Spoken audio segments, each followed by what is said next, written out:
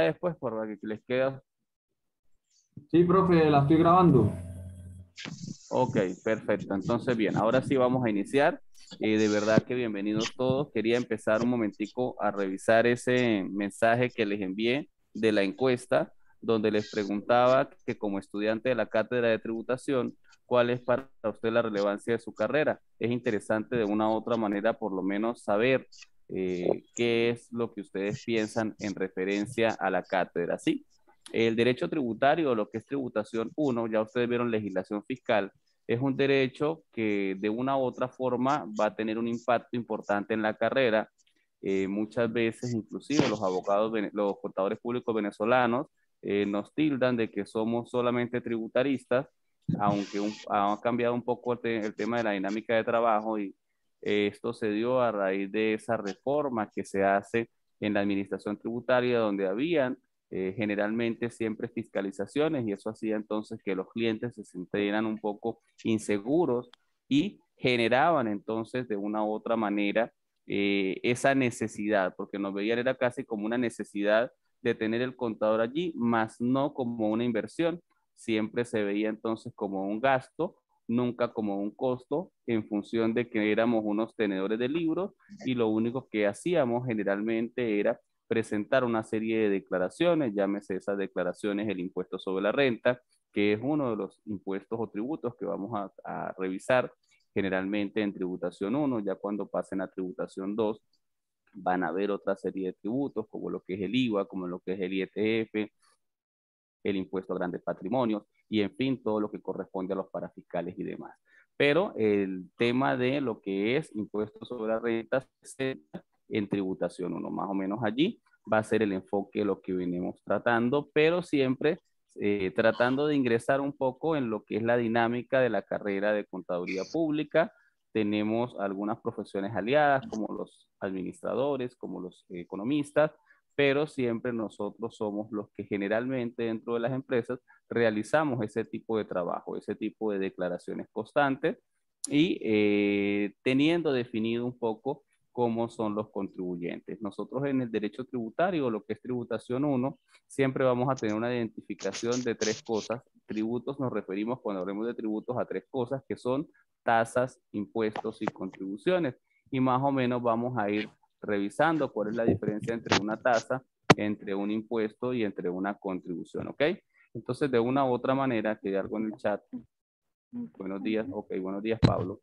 Entonces vamos a ir más o menos analizando todo eso, pero siempre para uno entender cómo funciona el contexto tributario, pues tenemos que hacer un recuento de lo que es la historia de esos tributos en Venezuela, cómo de una u otra manera se han generado esos impactos tributarios. Quiero aclarar lo siguiente, este va a ser el primer ciclo de clases de hoy. Recuerden que en Zoom nos permite 30 minutos al momento de que se caiga la conexión. Yo les vuelvo a enviar por el grupo de Telegram el enlace para que ustedes vuelvan a ingresar a la clase, ¿ok? Y seguimos entonces trabajando sin ningún problema, pero pues quiero aclararlo porque a lo mejor sigue uno con la clase y se le olvida. ¿Alguna inquietud al respecto? ¿Qué opinan de la cátedra? Vamos a dar unos 5 minuticos para que ustedes participen. La idea no es hacer un monólogo en todas las clases, la idea es que todos ustedes pues también tengan la oportunidad de participar, de hablar. Yo sé que muchos a veces no les gusta hacerlo, pero hay personas que pues son un poco más abiertas y les gusta participar. Cuéntenme. Expectativas sobre la cátedra. Les abro el micrófono para que tengamos 5 minutos de tertulia.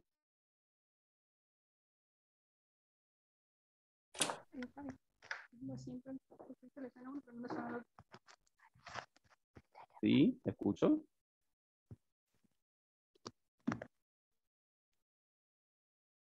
Ajá. Nadie. Nadie opina nada de tributos. Bueno, sí, mi nombre es Ariana Izarra y realmente a mí me encantó mucho la materia de legislación fiscal venezolana. Y sé que es como medio la introducción para esta nueva cátedra de tributación 1. Realmente me llama mucho la atención y creo que más o menos pienso en cuanto que hablaremos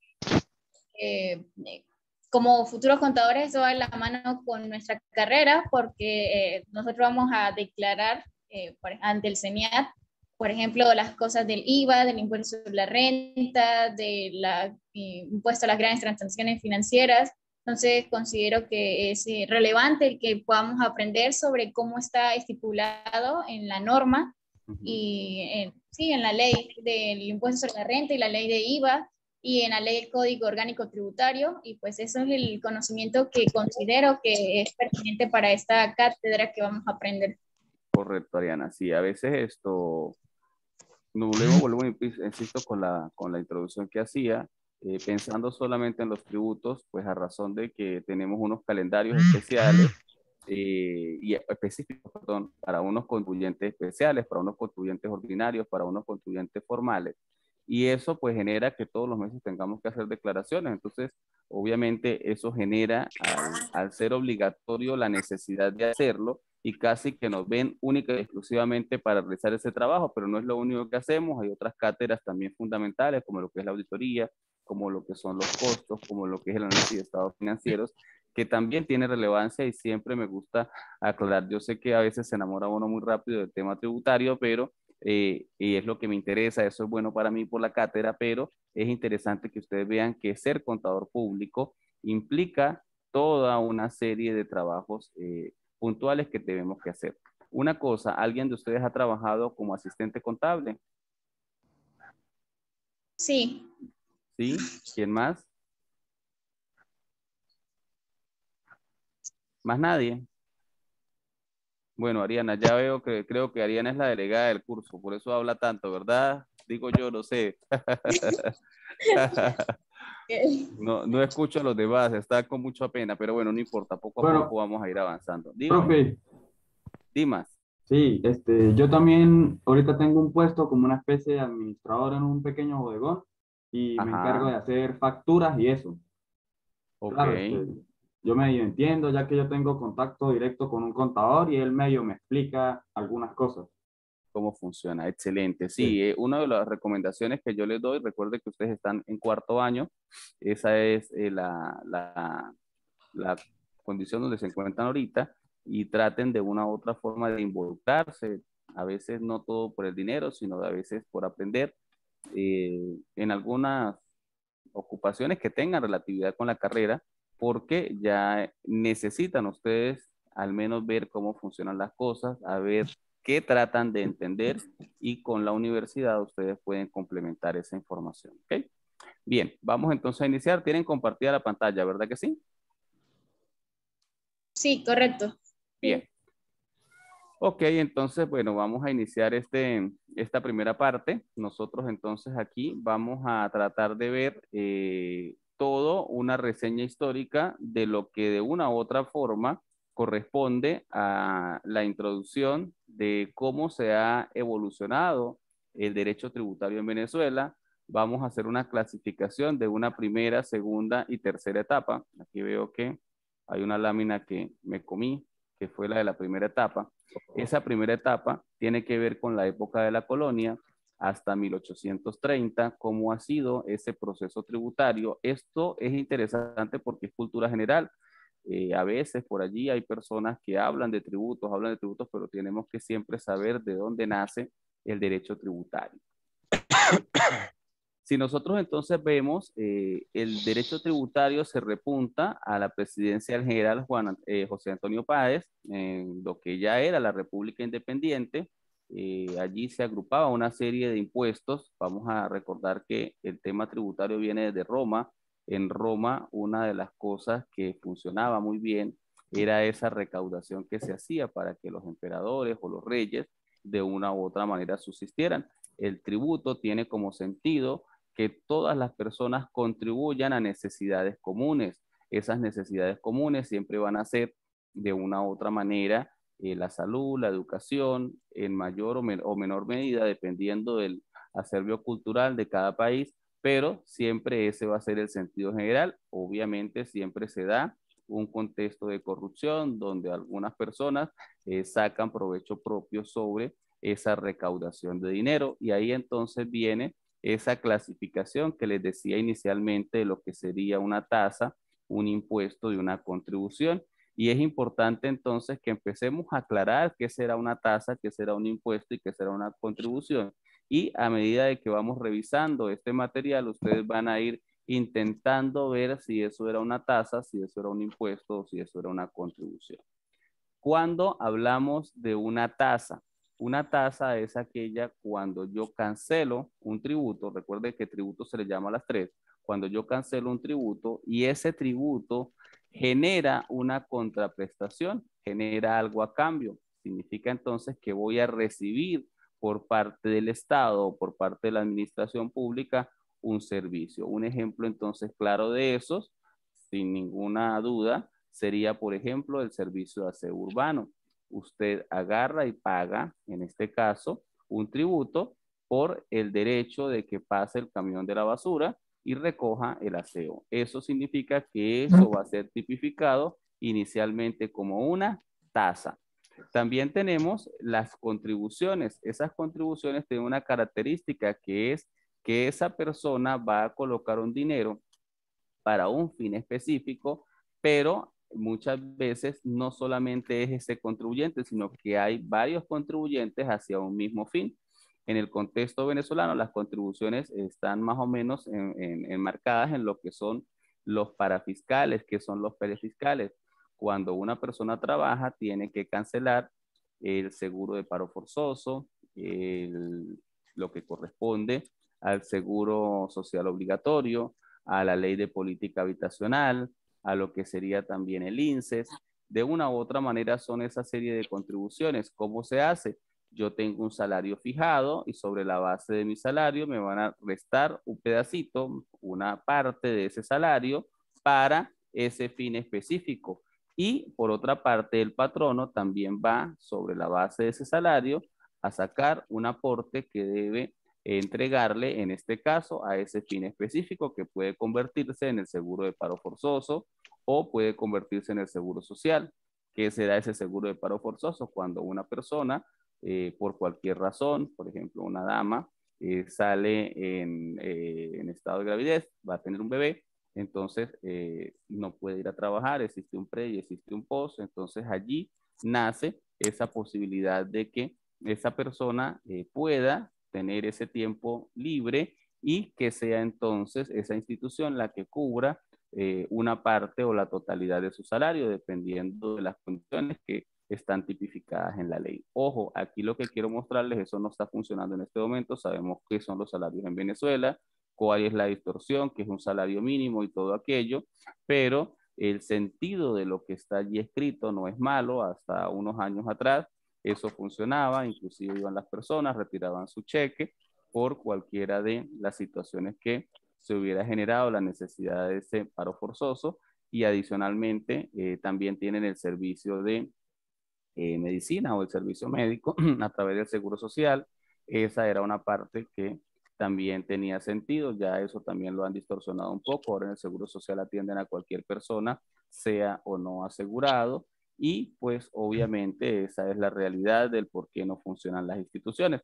Pero más allá de eso también está ese contexto que forma parte del sistema tributario. ¿Aló? ¿Me decías algo? ¿Alguien iba a participar? Pues tranquilo. Y tenemos por otro lado lo que es la ley de política habitacional. Era la posibilidad que tenían entonces las personas de hacer como un ahorro en una entidad financiera. Ahora eso pasa al Banavit, que es un banco del Estado, para que se hagan esos aportes a través de esa vía. Y lo que se buscaba era obtener unos créditos por parte de esas instituciones financieras que permitieran a las personas o a los trabajadores obtener su vivienda. También eso está un poco distorsionado con esta misma situación económica, pues esos montos que puedan otorgarles no alcanzan ni siquiera para la inicial de una vivienda. Por lo tanto, esa generalidad ya no tiene aplicabilidad mientras esto se recupera, pero forma parte de las contribuciones y forma parte del contexto tributario y forma parte de la obligación que tenemos los contadores públicos de hacer ese tipo de aportes si somos los que estamos representando al patrono o si somos trabajadores, de cancelar esas retenciones que se nos hacen por parte de los patronos. Y precisamente son ustedes los contadores públicos los que están obligados a hacer muchas veces esos cálculos de nómina y esas retenciones que Vamos a analizar también con otro tipo de tributos que se hacen sobre el salario, como algo que está especificado en el decreto 1808, que tiene que ver con los salarios y otras remuneraciones. Todo eso vamos a ir identificándolo poco a poco. Pero entonces ya vamos viendo entonces esa diferencia que teníamos entre una tasa y una contribución. Hay alguna similitud entre la tasa y la contribución porque sí estoy recibiendo una contraprestación a cambio, pero en el caso de la contribución van a haber aportes en dos sentidos, en este caso del patrono y también por parte del trabajador. Y tenemos lo que es el impuesto en sí. El impuesto es aquello que estamos obligados a pagar, pero que de una u otra manera no vamos a recibir ningún tipo de contraprestación de forma directa, por lo menos. Por ejemplo, yo voy a pagar el impuesto sobre la renta y obviamente por pagar el impuesto sobre la renta no voy a tener ningún premio. No es el caso, por ejemplo, del aseo urbano que les explicaba, que era una tasa. No va a pasar el camión y me va a llevar el aseo de mi casa. Entonces, allí lo que sí voy a tener después dentro de la organización del Estado es que tengo derecho a la salud, tengo derecho a la educación, tengo derecho a la seguridad, en fin, a toda esa serie de servicios generales que debe prestar o garantizar el Estado. Pero de una u otra manera es una obligación de todas las personas y en el contexto entonces de los impuestos, quien tiene más debe cancelar más. ¿Dudas hasta ahora? Cuéntenme en comentarios, los escucho. ¿Alguna duda? A ver, Dimas y Ariana, que son los que hablan. Pues bueno, profe, me parece una introducción pues completa, pues me queda muy claro lo que son las tasas, impuestos y contribuciones. Ya lo habíamos visto en años anteriores, ya teníamos Ok, una idea de lo que significaba. Pues, perfecto. Eso está muy bien. ¿Por qué? Porque aquí tenemos que enfatizar un poco la diferencia entre todos ellos. Yo sé que en tributación uno vamos a trabajar solamente impuestos sobre la renta porque es lo que dice el programa, ¿sí?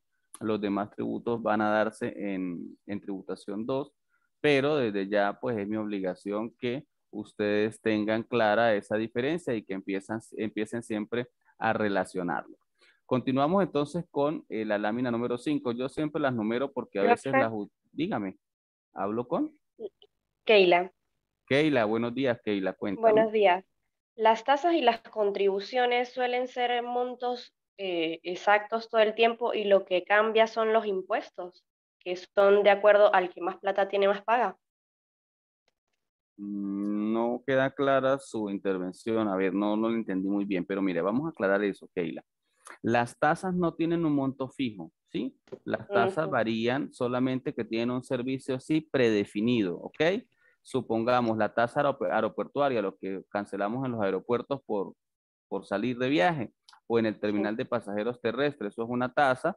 Puede que se modifique el valor de la tasa, pero el servicio tiene un mismo contexto, tiene una misma realidad, ¿sí?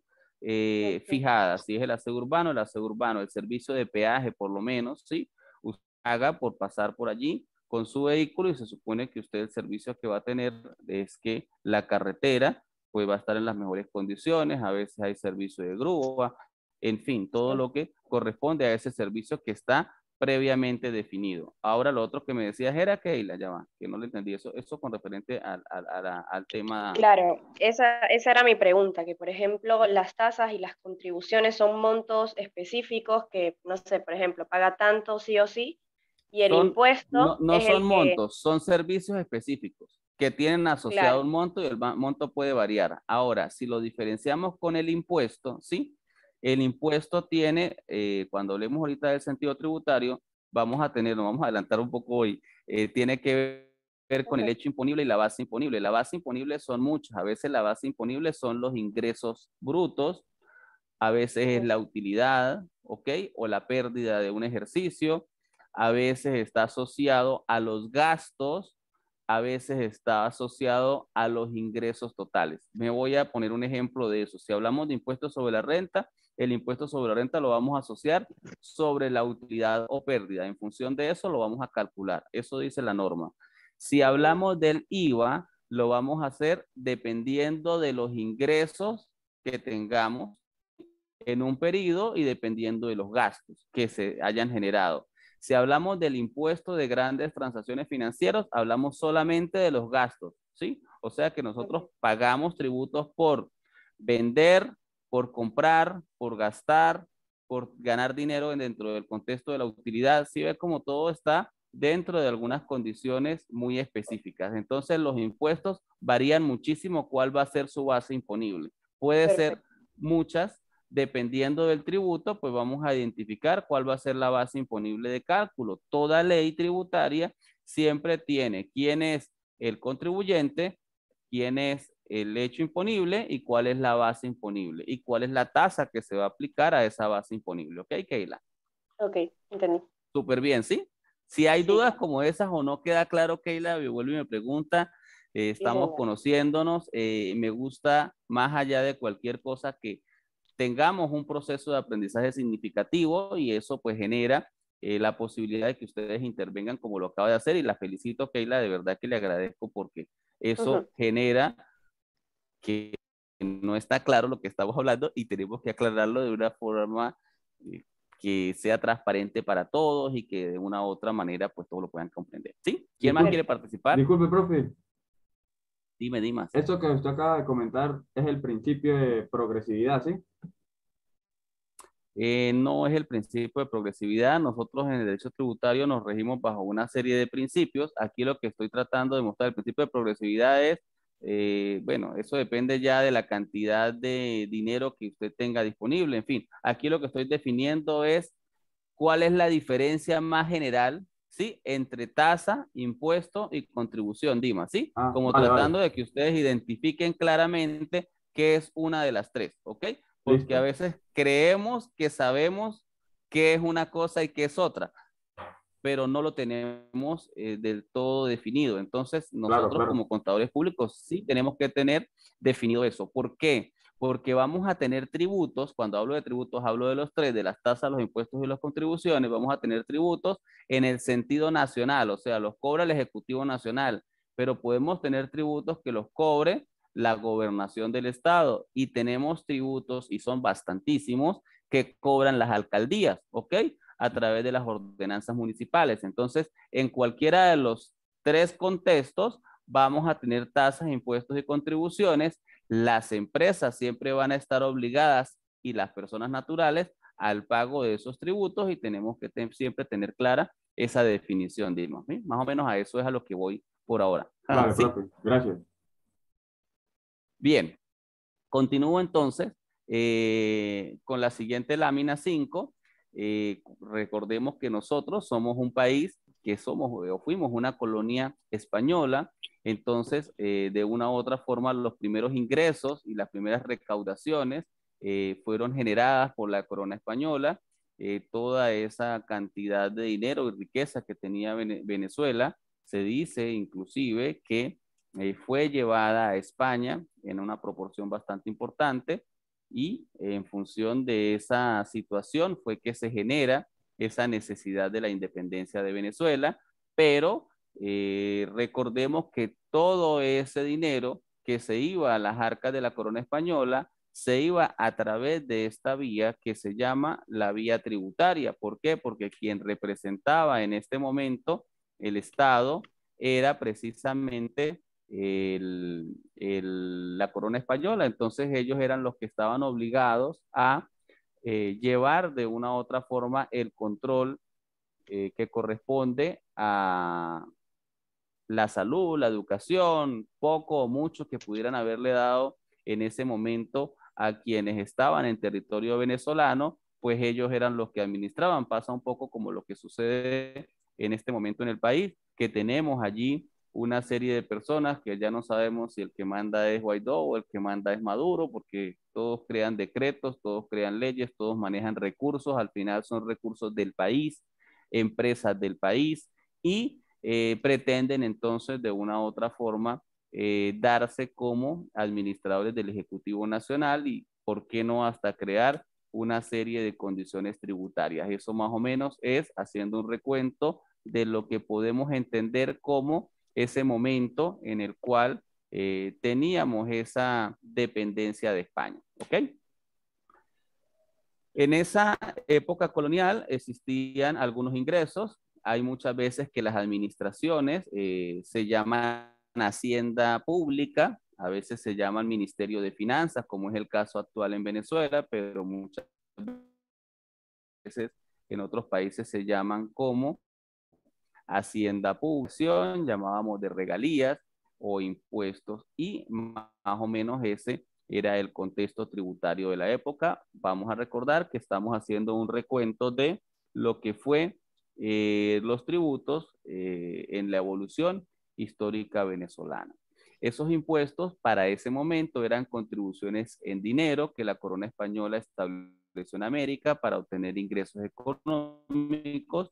Una parte de estos ingresos se destinaban a cubrir gastos a las instituciones y el resto era enviado a España. Más o menos, si nosotros llevamos eso al sentido actual, tiene lo mismo. Tenemos en este caso una superintendencia. Quiero pararme un momento acá y recordar un poco, aunque eso se supone que ustedes ya lo han visto, pero vamos a recordarlo, cómo está estructurado el Estado. El Estado está estructurado en 5 poderes, ¿sí es correcto? Esos poderes son el ejecutivo, el legislativo, el judicial, el electoral, ¿sí? Y lo que llaman el poder moral, ¿ok? Esos son los 5 poderes. Esos 5 poderes constitucionalmente establecen lo que es el funcionamiento del Estado.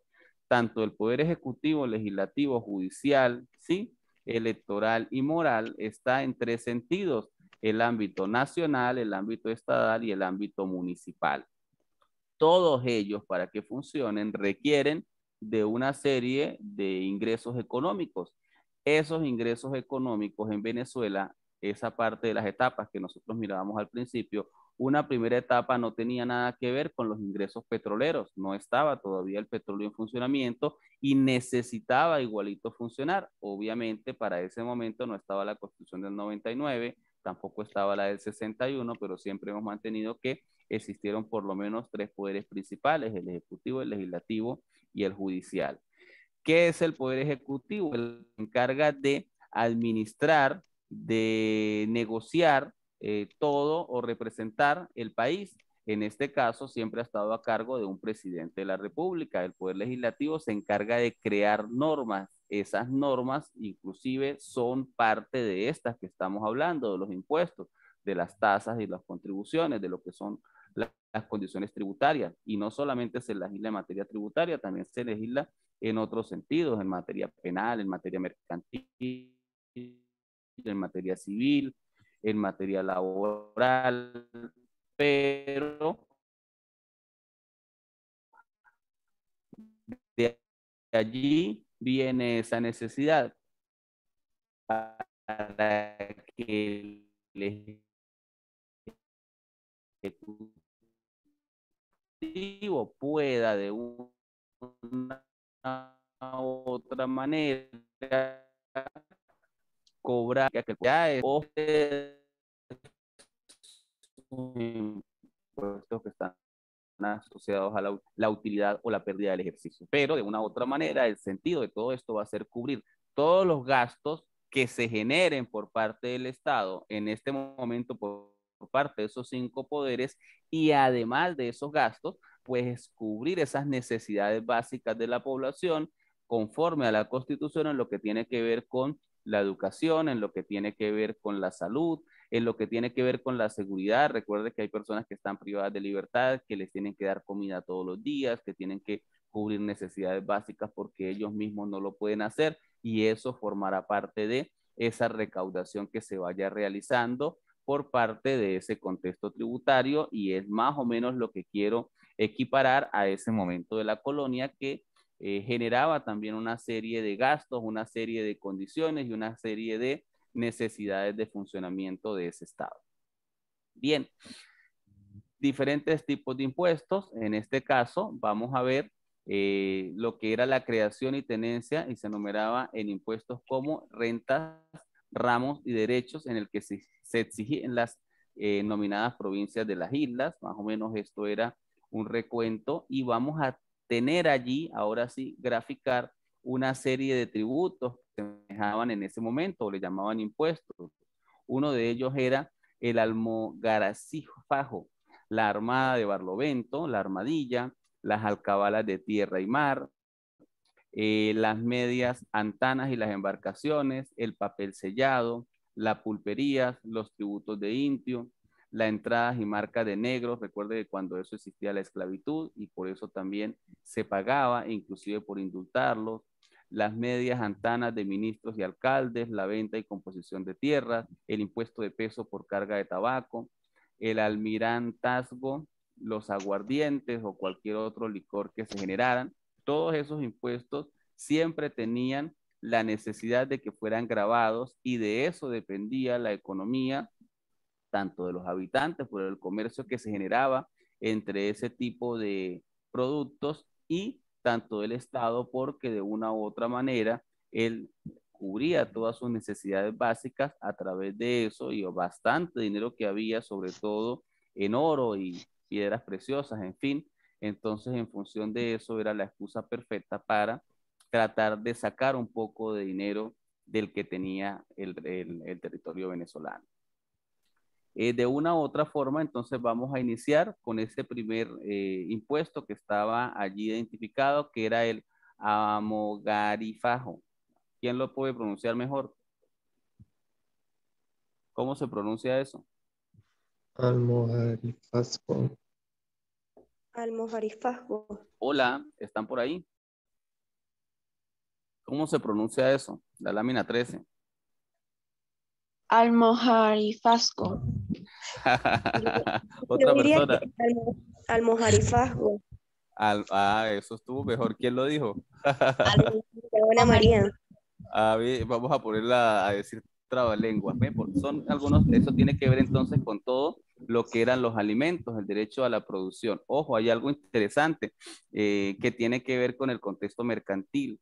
Generalmente, en la época, ya no llamemos aquí a la colonial, a cuando fue el descubrimiento de América, sino un poco antes a eso, lo primero que existió fue el comercio marítimo y muchas de las cosas se daban a través de ferias. Entonces llegaban los barcos, vendían sus productos, llamémoslo así, a los distribuidores y esos distribuidores se iban por carreteras de pueblo en pueblo y hacían la venta de distintos productos, de vinos, en fin, algunas de las cosas que se comercializaban para el momento. Y obviamente por ese derecho que tenían esas personas de llegar a ese pueblo y vender, tenían que cancelar un tributo. Más o menos eso es a lo que se equipara este primer momento. Por toda esa negociación de productos, vamos a imaginarnos un mercado, había que entonces cancelar un tributo por el derecho a vender, ¿ok? Ese dinero, esas cosas que estaban allí. Eso no está muy descabellado. Si nosotros nos vamos a llevar eso a la época actual, tenemos mercados municipales como el mercado de la Guayana, creo que si no recuerdo mal está el mercado de la Ermita, que también es municipal, y ellos cancelan un tributo, en este caso, a la administración regional, que sería en este caso la alcaldía. Eso significa que más o menos no tiene el mismo nombre, pero es el mismo sentido de lo que nosotros podemos ver en la actualidad. ¿Ok? Bien. Bien, comerciantes por las mercancías y productos que entraban y salían en los puertos venezolanos.